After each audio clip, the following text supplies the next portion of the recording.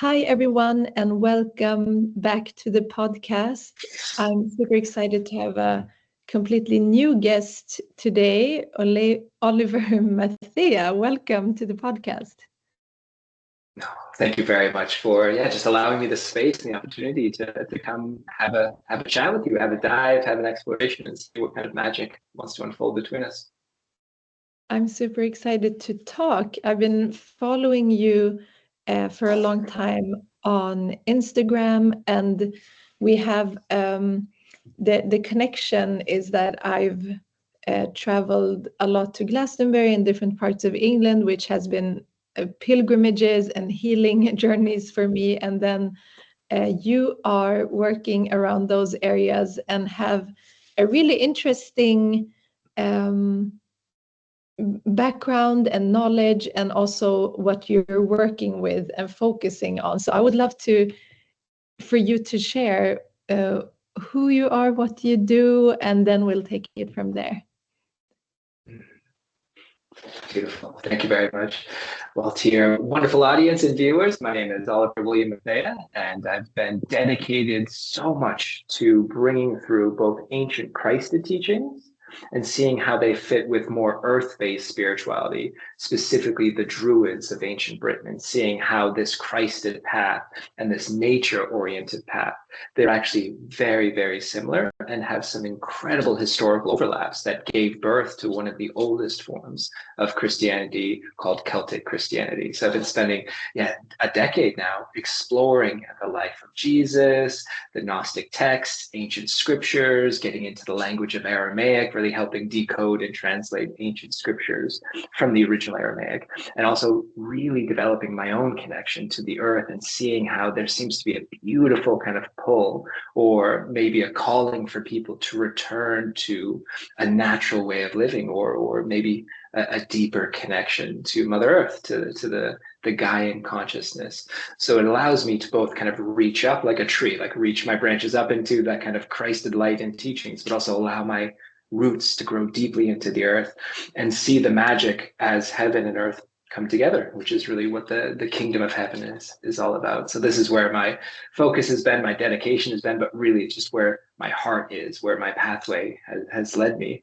And now I'm based in Wales, in the mountains of Wales, in a beautiful kind of secluded valley where not only do I get to continue my studies, but also lead retreats and guide people back into this connection with Mother Earth, and as well as exploring their own kind of heart-centered connection to the teachings of Jesus and Mary Magdalene.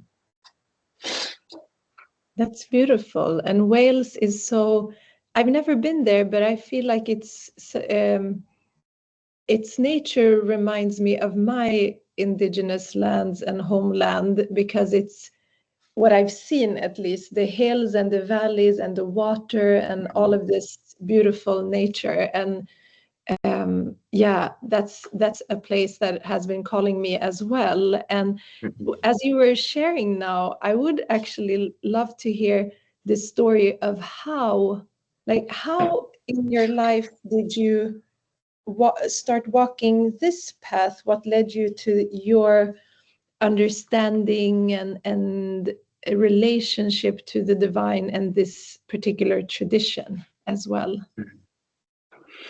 I think I feel very fortunate that I had an upbringing as a child where I was, I'd say, connected. I felt very connected to the fairies, the elementals, the tree spirits. Just my parents would always see me outside talking to what they would consider my invisible or imaginary friends, but really I could just feel myself talking to nature. Like I just felt like I was always having a connection with unseen realms that were around me, and I just felt so grateful, even when I think back at it now, how wonderful of a childhood it was to grow up able to freely express and to connect in that way. And I unfortunately just went through a lot of childhood trauma throughout my life, as many of us have gone through. And one of the things that I think happens with trauma when we experience it, especially as a child, is it tends to close our hearts down. And when our hearts close down, oftentimes our connection to the realms of spirit and the realms beyond, those also get closed down, because the heart is the gateway to so many of these other realms and other places. And so it was an interesting experience to go from being so open to then going through a process of really being closed down and forgetting so much of myself and my connection, that when the time came for it to finally reemerge or reawaken, it was such a profound reclamation of what I had already known as a child. And this is where I really appreciate so many of the teachings, and not just the Christian scriptures, but really, if you look at all the scriptures worldwide from all the mystery schools, there's a reminder of innocence and purity and being childlike, in our hearts and in our spirits. And for me then to go back to that and spend, my adult years trying to reclaim that was a beautiful pilgrimage, both inside and out. And that started to express itself externally is a hunger that I had, a quest to go to certain holy places, to certain sacred sites. And just by walking the land and visiting these places, these important pilgrimage points in the world, it would reactivate me. I felt parts of myself coming back online, parts of myself that I think I'd forgotten for a very long time, maybe lifetimes. And it started coming back, and it put me on the path to really explore the mystery school teachings and see perhaps what else is out there, that I think most people, they don't have a chance to really remember and connect with. And when I started exploring different world religions and mystical traditions, this beautiful question mark kind of appeared, which is, who was Jesus as a man, right? Who was he and what was his life like? Because there's so much emphasis when we explore a lot of religions and faiths that are based on a prophet or a messiah or a central figure. It's really, for me anyways, it was important to not only receive their teachings and their transmissions, but also to get to know them, to feel who they were. And a lot of the words and the teachings of Jesus struck beautiful resonance and chords within my own being. But I was like, I need to know, like, who was he? Like, where did he come from? How did he grow up? What did he go through? Because the scripture is very, very silent on his life, right? So there's this period of Jesus's life that is just lost in mystery. It's like it's shrouded in this fog where the scriptures fall silent. They don't talk really about the way Jesus grew up and what he went through and where he went, all these, important aspects of who he was. And that put me on this beautiful quest to, try and get to know who Jesus was and explore that area of his life, which is known as the lost years of Jesus. And that, for some reason, just catalyzed this incredible quest where it took me all around the world, traveling to these different sites, following these legends, following these kind of folklore stories of how Jesus traveled the world with his uncle, Joseph of Arimathea. And that was the second really big activation that came into my life, is when I heard Joseph of Arimathea talked about.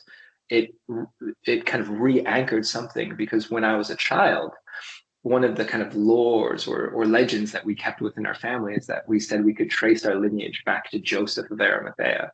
And I remember as a child hearing that, it didn't really mean anything to me. And if anything, it felt strange, like religious. It in all honesty, kind of like put me off. It made me kind of push it away because it didn't have any relevance to my life.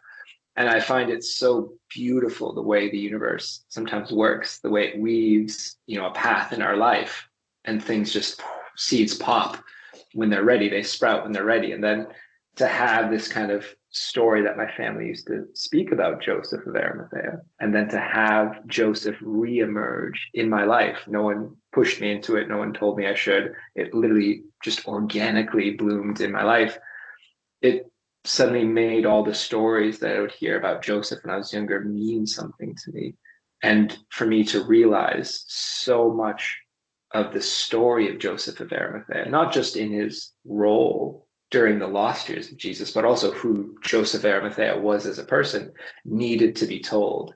So this reorganized my life, really refocused my life into trying to dive into the original teachings of Jesus, what he was, who he was, what he did, where he went, the things that we don't see in the canon Bible, but also to explore the story of Joseph of Arimathea, and to see so much of Joseph's story is not just a story about living and being on a Christed path, but also deeply connects to ancient Britain and to the Druids and to the foundations of what would be the oldest church in the world, which is the Celtic Church.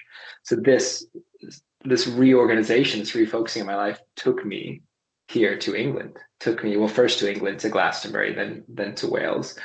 And it's been a beautiful dive into all of these forgotten histories, where Wales is, if you look at it just geographically, and also it's not a place most people know about.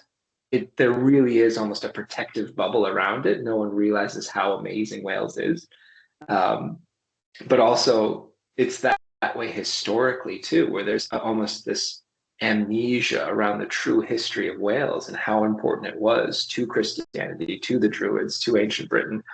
And all of these things just, I became obsessed with. I just dove headfirst and heart first really into them. And I can see now why Spirit feels to be speaking through me now as a voice of remembrance, to get into both the histories, the religious and spiritual traditions, but also the true transmissions of what Celtic Christianity was, how it is a beautiful blend of the Christed teachings and earth-based teachings, and how important it is perhaps to today's world, maybe more now than it ever has been before. And so now this is where I find myself anchored and dedicated to sharing these stories and helping other people remember them if their hearts are in resonance with them. That's so beautiful. Thank you for sharing your journey. And it feels really beautiful how you were, just listening to you saying how if we get disconnected from the heart, or the heart shuts down, and that whole thing that happens with trauma, it's really true. And most of us do like go from the heart to the mind and live like the mind focused, thought focused life. And we can all relate to if we're in a stressful situation, or we like overly focusing on our physical work and like stuff like that. It really shuts down the intuition and the clear seeing. And I really love that it can, and maybe that's an experience of opening and rebirthing as well, because when we lose that, like you said, as a child, you had that intuition, so you knew it. So it's like impossible to suppress it maybe your whole life, unless you would like really work. It's like an opening. I can relate to that. And then this feels, I also want to say, when you speak about also the Aramaic language, and I'm reflecting on when I did my latest yogic training, I met people from the Kurdish regions, from parts of Kurdistan, that are Aramaic and speak the Aramaic language, and how beautiful it is. And I think you've spoken on this before, but maybe people who don't know about because I always say that language is key. That's why for me it's really important to understand, speak, and communicate with my mother tongue, which is Kurdish, which is like unlocking my DNA. And we spoke about this yesterday too, me and a Kurdish woman who's on the podcast, and how important it is, because that's also when you suppress language, which Kurdish has been suppressed in certain regions, and how you take away, because these languages are so foundational and so rooted and so ancient that it taps into something else. And I see that you've worked with this Aramaic wisdom, and I want to hear more about that. And how did you get into that, and what is it for people who don't know? So Aramaic was the original language that Jesus and many of the disciples spoke. And the kind of pathway that I took that got me really interested is when I would read the Bible, or when I would read scripture, even when you read kind of like the modern King James Bible in English, it is beautiful. And there's so much beauty that comes out of the scripture and the words. But for me, there always felt like there was a fracturing or a disconnect, or it felt like it was hollowed out a bit, right? So like something was removed from the English when you read the Bible. And I was always curious. I'm like, well, it was when I was on my quest to know more about Jesus, where did his teachings have their foundations, all these kind of things. I realized is that the Bible that we read today, a lot of people think, oh, Jesus was this guy all those years ago and he spoke English, and now we have the English words of the things he said. But the Bible has been translated 4, 5, 6 times, going from Aramaic to Greek to Hebrew to, Latin to Old English to New English variations. So you're finding every step of the translation, some of the true essence, or maybe the original essence, simply gets lost in translation. Even some of the first steps going from Aramaic into Greek, there aren't certain Greek words for the Aramaic equivalent. So they're already, even the first step, they have to use approximations or doing their best guessing, or trying to find the right word that captures as much as the Aramaic word. And so I realized very quickly that if you get back to the original languages, at least to the ancient Greek and the ancient Aramaic, you suddenly have an entirely different landscape of the Bible that you can then navigate through and connect with.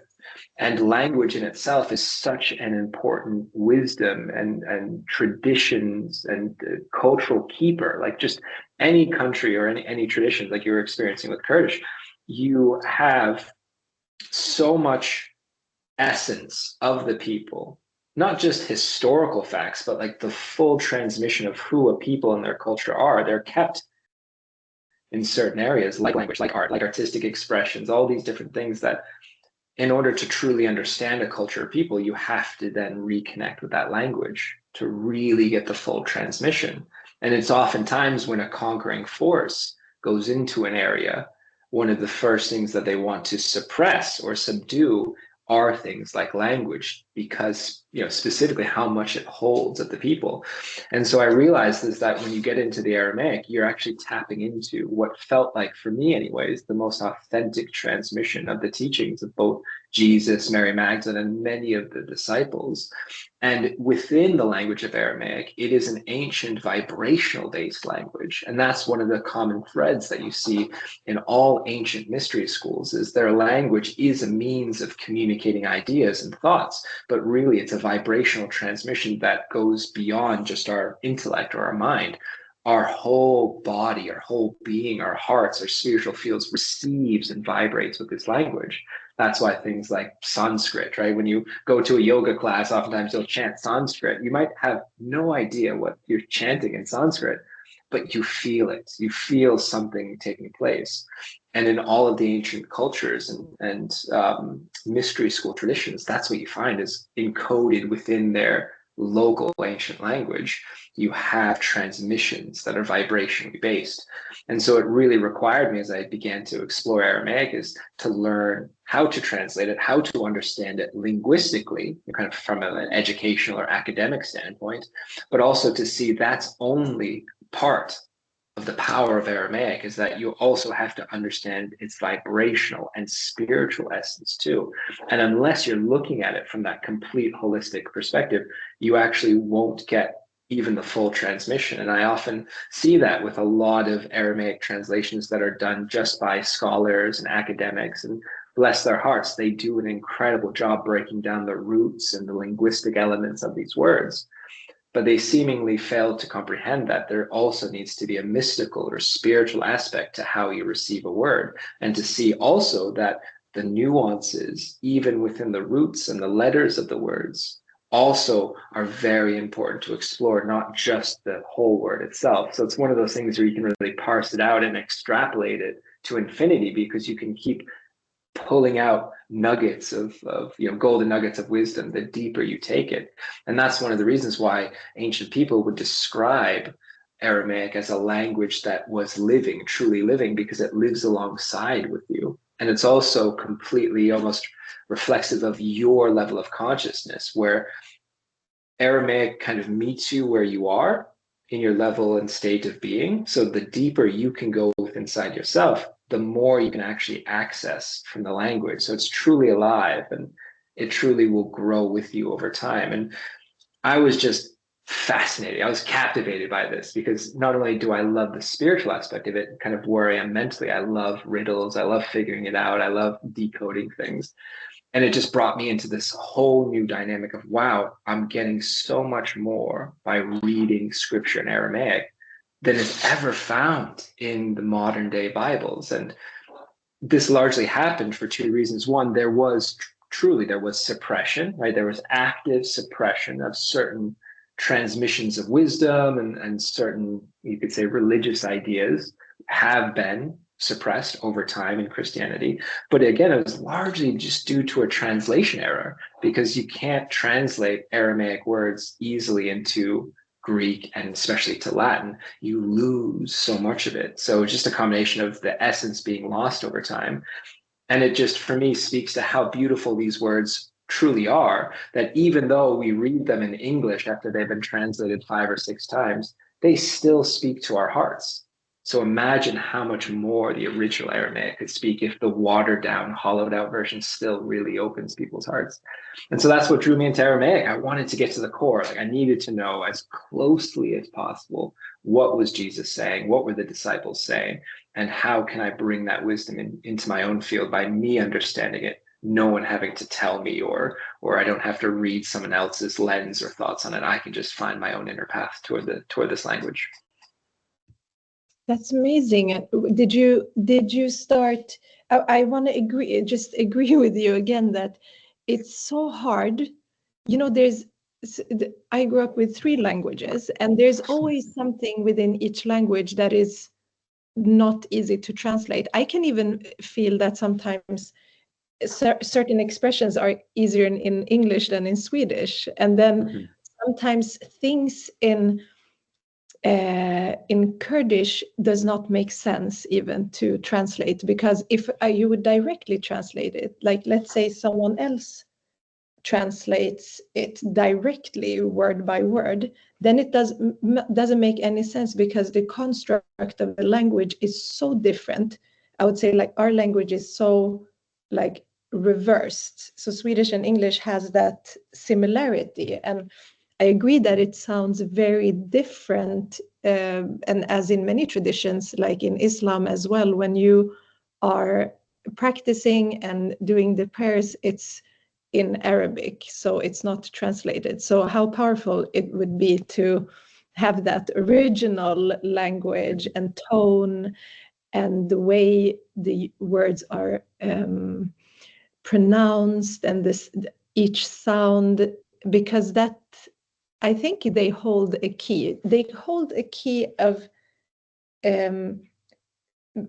what I've understood from my ancestral work is that the language is also something that holds the key, that resonates with that land. There's something that gets activated, and then our DNA gets activated, and then we feel that deep connection. Like you said, we wouldn't maybe translate mantras from from the yogic tradition and Hinduism. So it's really interesting. But how was that process for you of learning and starting to translate?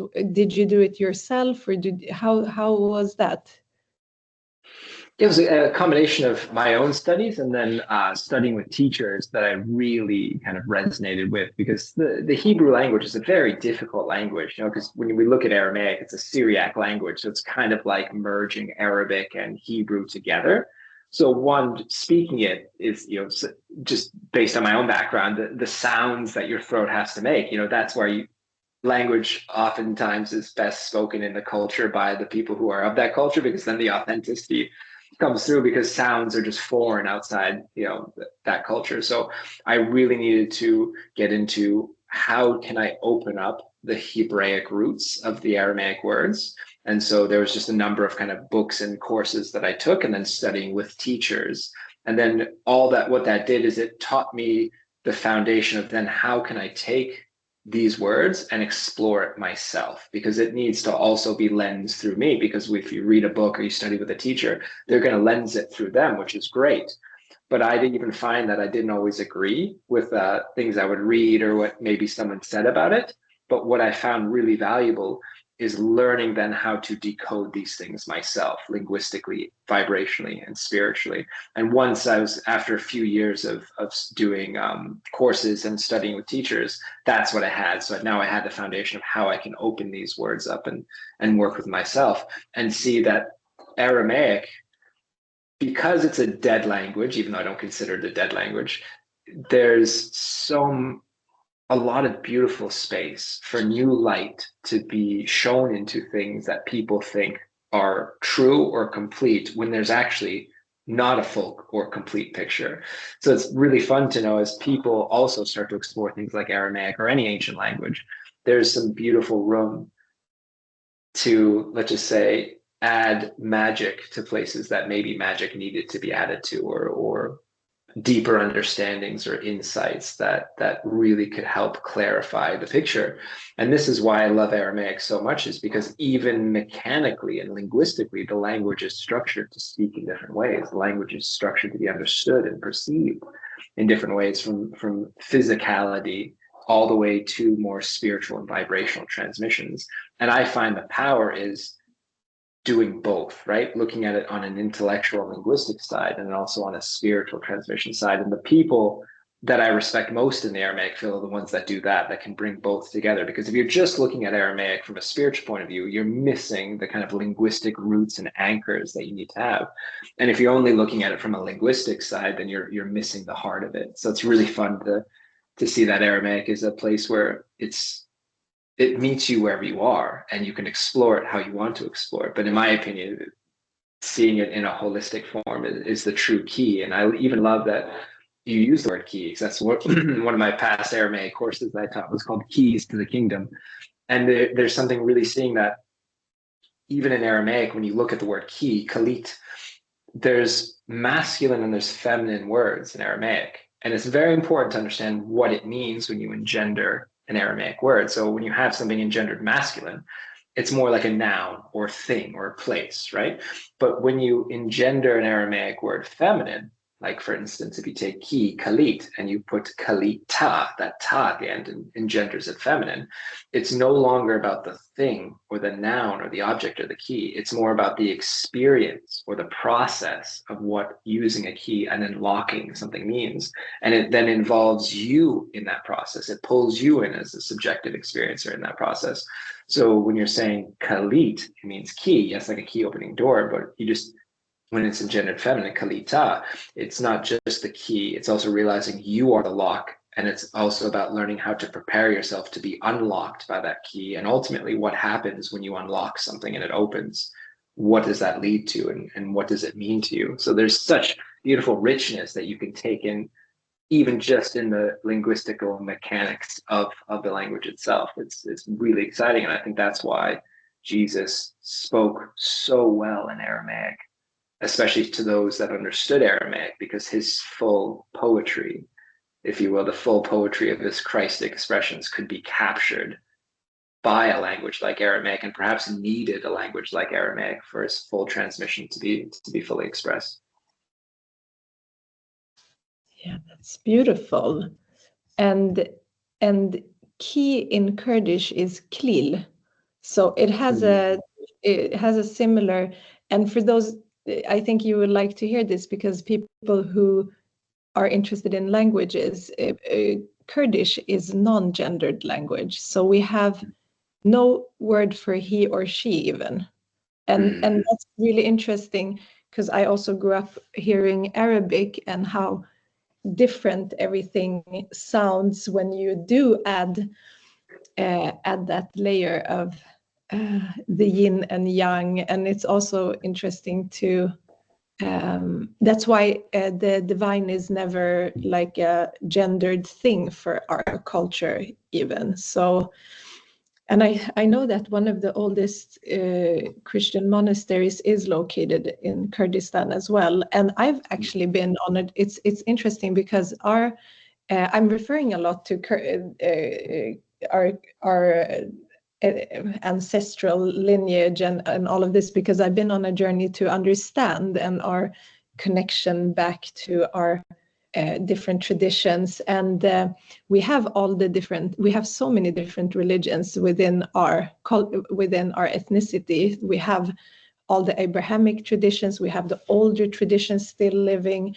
And for me, it was also, I can't pinpoint when, but I started a big transformational journey many years ago, And I got so interested in the Gnostic texts, that whole, like everything that was uncovered.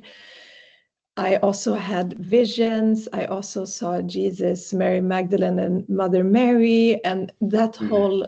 And as I shared with you, Mother Mary is, and in many traditions, and even in Islam, such an important person and being. And I wanted to, because on Instagram you're called the Gnostic Druid.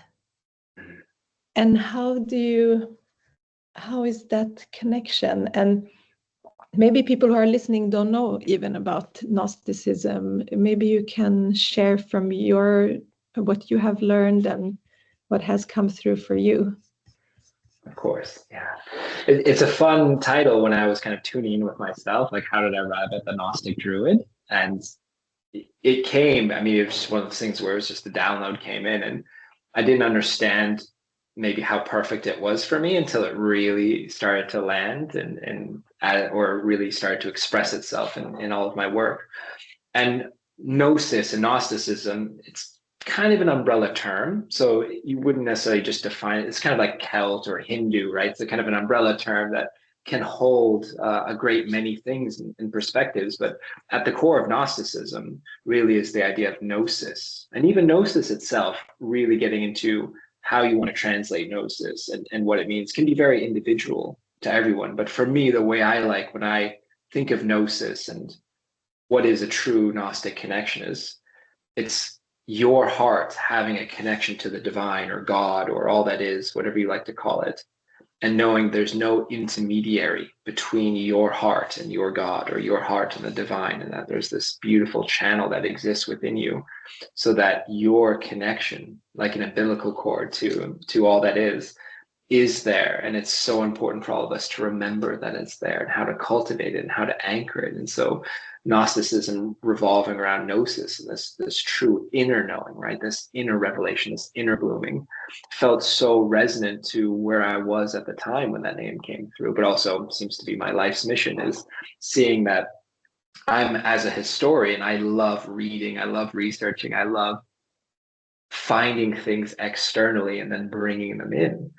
But also a huge portion of my work is based on, you could say, spiritual connection and this inner knowing and inner discovery and inner researching, and seeing how I can blend those together.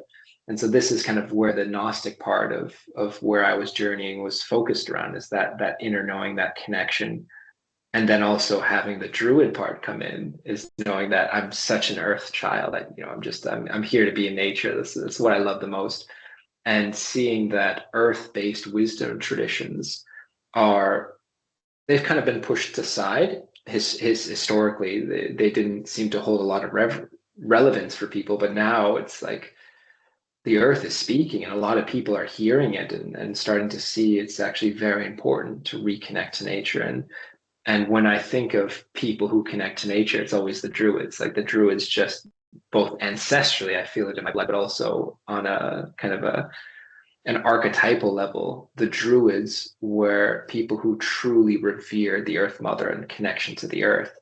And seeing that when you take the idea of gnosis, your own heart's connection to God, and then you merge it with the earth, right, with Gaia, it creates a wonderful template of return and rebirth for people. A place where, yes, we can nourish our intellect and cultivate our connection and ascension to the Godhead above, but also keep it grounded in the heart and plug it into the earth, and seeing that it's a true connection of as above, so below, and that connection happens through us. And this is why I feel people getting to explore what gnosis means to them, and how do we cultivate our own intuitive and innate connection to the divine through our own hearts.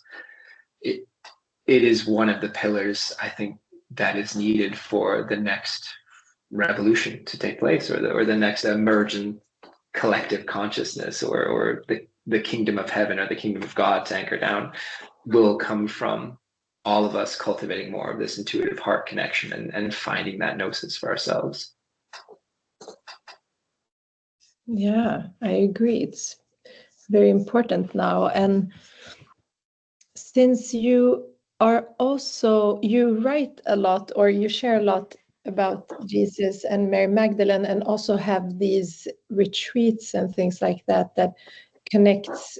We've spoken on the podcast before about like sacred sites, energy centers, and usually we're drawn there. It can be by chance we end up in certain places, but certain places really talk to us. And for me, Glastonbury and parts of England have really been very strong, and it's not too far from Sweden, so it's very convenient. But I think more and more people are opening up to these, your lands and where you're based and where your ancestry is, and how I think some who are listening might not know about the connection between when we think about Jesus and Mary Magdalene being in France and all of this, but how is the connection in Avalon and that whole area, and maybe Wales as well? I'm not sure, but what is your insights? Well, I mean, this is a huge topic, so I'll do my best to condense it down just for your beautiful listeners. But it's the area that I've dedicated the most amount of time to exploring, which is the dawn of Christianity, like what happened immediately after the crucifixion. Because this time, between when the crucifixion and the resurrection took place to when Rome became kind of a Christian empire in the 4th century, there's this interesting period of hundreds of years that is kind of shrouded in mystery, right? It's very hard to understand what took place at the dawn of Christianity, who was there, who were the key figures, and where did they go, and what role did they play. And so most people, I think mainstream people are exploring this, think of France and the connection of perhaps Mary Magdalene to France. But there's another very important, you could say, area to explore, which is the history that took place in ancient Britain during the 1st century, where the oldest church in the world actually was in ancient Britain. And that's hard for people, I think, to suddenly realize, like, why would it be there? What is the roots of Christianity doing all those miles away from the Holy Land? Why is it kind of anchored in ancient Britain? And this is where the story of Joseph of Arimathea comes in, and the story of the Grail, the story of the disciples, the story of even Mary Magdalene, and the foundations of what would become the oldest church. That's called the Mother Church, or the Prime Church, which was the Celtic Christian Church, the Celtic Church. And so this story is so rich and fascinating because the history of it is out there if you know where to look, but it's not easy to find. And so it's one of those things that it took me a long time to piece all of the clues, bring all the puzzle pieces, connect all the dots, but to see something truly incredible happened in the 1st century in ancient Britain when Joseph of Arimathea brought a number of the disciples, a number of members of the Holy Family, and Mary Magdalene along with the Grail. Perhaps Mary Magdalene and the Grail are the same. Maybe we'll have a chance to explore that. We'll see if we have time. But what's really fascinating is not only do the legends and the kind of local folklore line, but we also have a number of contemporary historical writers and even librarians and archivists in the Vatican all agree to the story of, after the crucifixion, Joseph of Arimathea and a number of people. Exactly who those people were is kind of somewhat debated, but in general, we know the list. Went back to ancient Britain and created what was the foundations of the oldest church, or the Mother Church, or the Celtic Christian Church. And this is where kind of I feel a lot of my work has been focused, is to tell this story, how this took place, why this took place, who were the key figures in anchoring this form of Christianity, which in my opinion was the purest form of the faith anywhere, because not only was it uncorrupted because it was so far away and it was protected by both the warriors and the Druids of ancient Britain, but it also included the missing piece, which were the teachings of the feminine, the Sophionic teachings, or really the teachings of Mary Magdalene. And this is why we see in the histories of ancient Britain in the 1st century that the first saints, right, the first Celtic Christian saints were women. And these women were, maybe devotees is not the right words, but carriers of the lineage that was birthed through Mary Magdalene. They were known as the golden women of Celtic Christianity. And this is when I tune in with these women and their teachings and what it means to really kind of spiritually be in the presence of these golden women. This is the true teachings of what the Christ means. It is the, Christ of the Father God, but also the Mother, right? The earth connection, ascension and descension coming together. And this was what was held in ancient Britain in this original Mother Church for centuries. In fact, this is one of the reasons why Rome declared war, both against ancient Britain and Celtic Christianity, was to eradicate this older prime form. And it was always hotly debated all the way through the centuries of, you could say, in kind of Christianity and organized dogmatic political Christianity, there's a lot of both bragging rights, but also, you could say, significance in claiming your form of Christianity and your locality of Christianity. If it is the oldest, that lets you kind of sit at the main seat or be the head of the table. And every single conference and council that was created, and we see France, we see Spain, we see Rome, they all wanted to claim that they were the oldest, but they always had to kind of bow to the primacy of the ancient British Church. And it was very unfortunate that there was so much fighting between the original British Church and Rome that millions of lives were lost, blood was shed. I mean, people forget that Rome was the biggest persecutor of Christians ever before it became a Christian empire.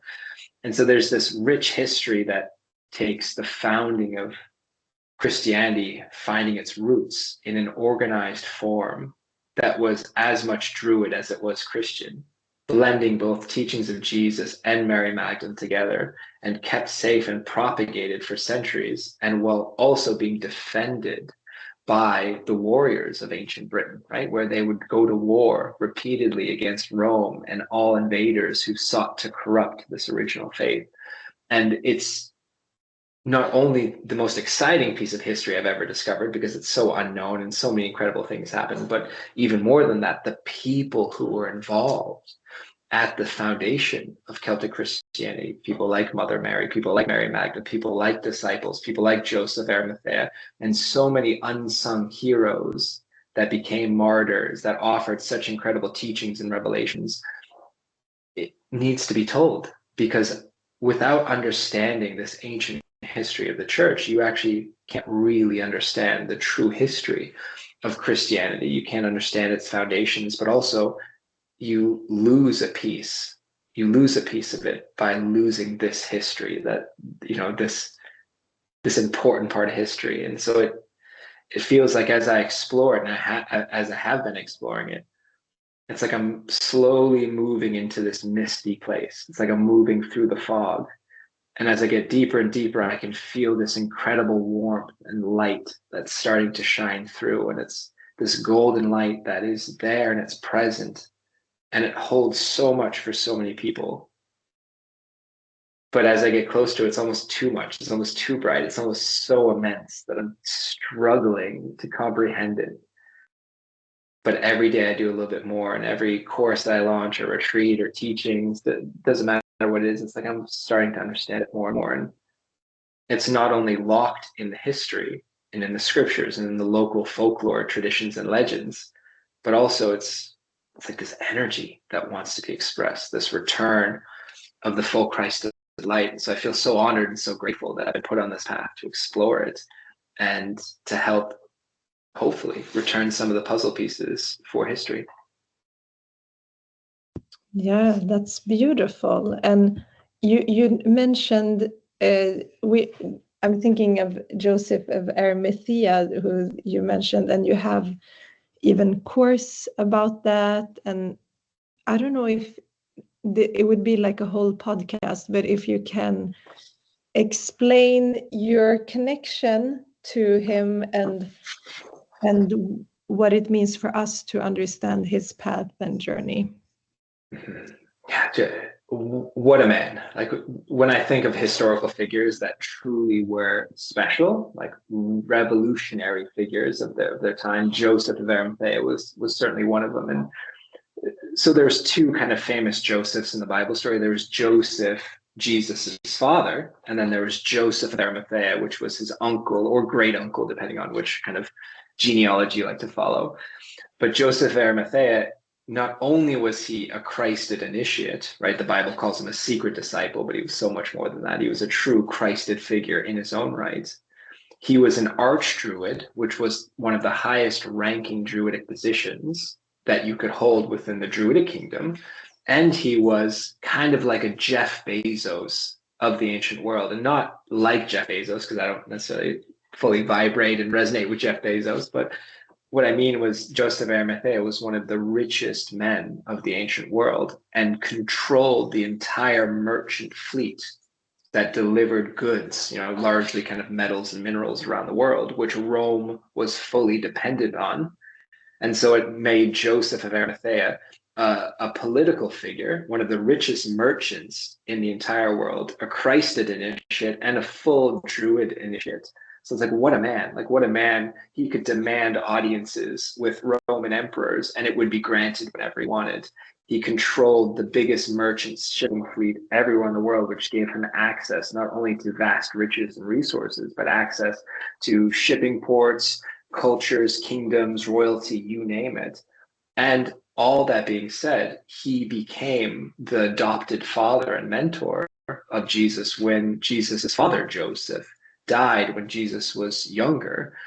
It's a Hebrew tradition that the uncle kind of becomes the guardian, the protector of the mother and the children.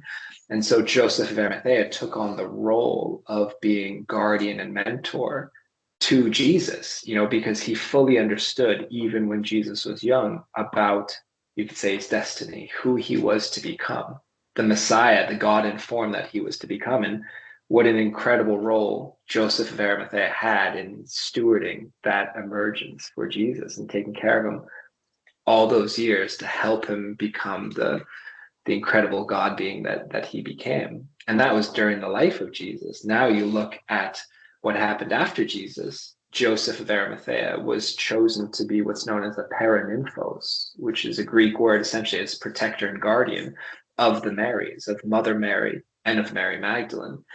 And it just shows the level of integrity and the quality of his heart, his presence, his spirit, that he was chosen to be guardian of the greatest treasures, perhaps of all time, both of Jesus, but also of the Marys, and especially Mary Magdalene after the crucifixion.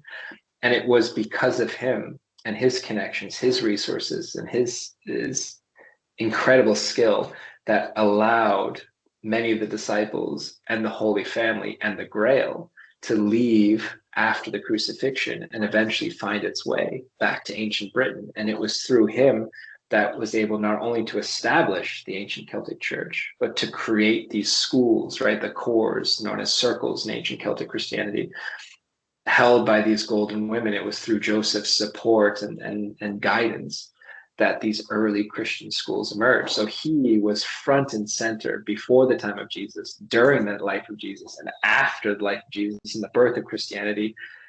What an incredible figure. And nobody talks about him, right? He's just whispered about. You just see him glanced at in the scriptures, but what an amazing man and what an important role he played, which is why I've dedicated my life to telling the story. That's amazing. And it's so important to bring